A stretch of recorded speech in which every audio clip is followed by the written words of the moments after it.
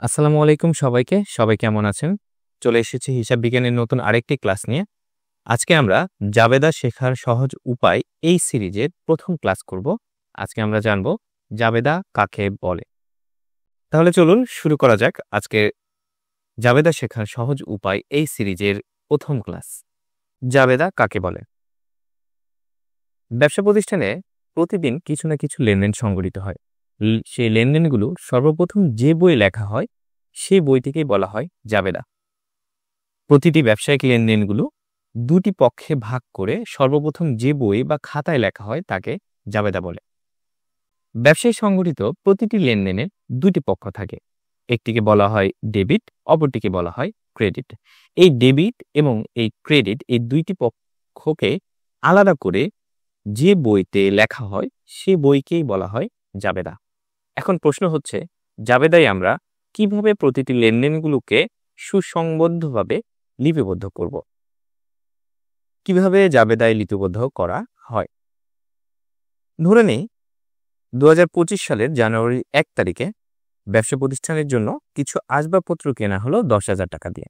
এটি একটি ব্যবসায়িক লেনদেন। এই লেনদেন সংঘটিত হওয়ার সাথে সাথে ডেবিট এবং ক্রেডিট দুইটি পক্ষে ভাগ করে প্রথমেই আমরা জাবেদা বইতে লিখব।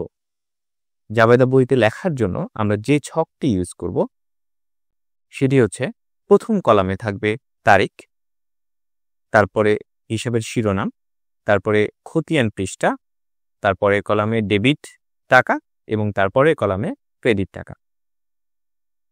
প্রথমে লেনদেন সংঘটিত হওয়ার সাথে সাথে সেই লেনদেনটা কত তারিখে সংঘটিত হয়েছে সেই তারিখটা লিখতে হবে।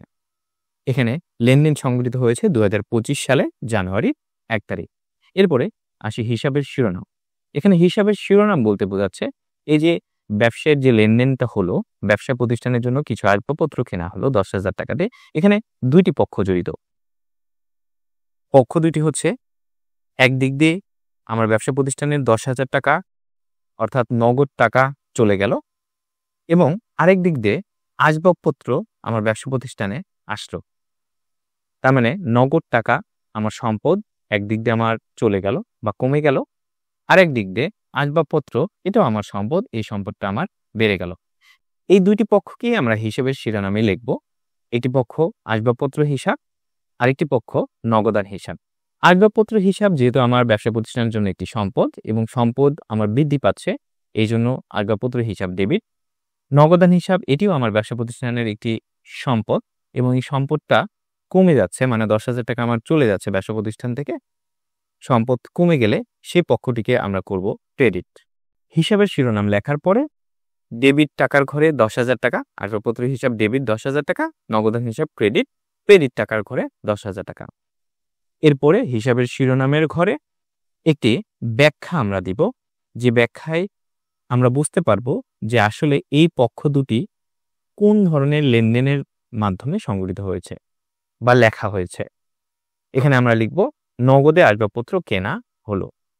অর্থাৎ ব্যবসা প্রতিষ্ঠানের যখনই কোনো লেনদেন সংগঠিত হবে, লেনদেনটা যখন আমরা দুইটা পক্ষ আলাদা করে বা ভাগ করে হিসাবের শিরোনামের এই ঘরে লিখব, এই ঘরের নিচে আমরা লিখে রাখব লেনদেনটা সংগঠিত হওয়ার কারণ।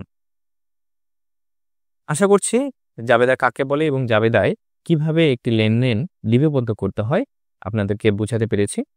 আমার পরবর্তী ভিডিওগুলো দেখতে অবশ্যই চ্যানেলটি সাবস্ক্রাইব করতে ভুলবেন না এবং এই ভিডিওটি যদি আপনাদের ভালো লেগে থাকে অবশ্যই আপনারা আপনাদের বন্ধুদের সাথে ভিডিওটি শেয়ার করতে ভুলবেন না। জাবেদা শেখার সহজ উপায় এই সিরিজের পরবর্তী ক্লাস হবে ডেবিট ক্রেডিট নির্ণয়ের নিয়মাবলী। তাহলে সেই পর্যন্ত ভালো থাকবেন, সুস্থ থাকবেন। আল্লাহ হাফেজ।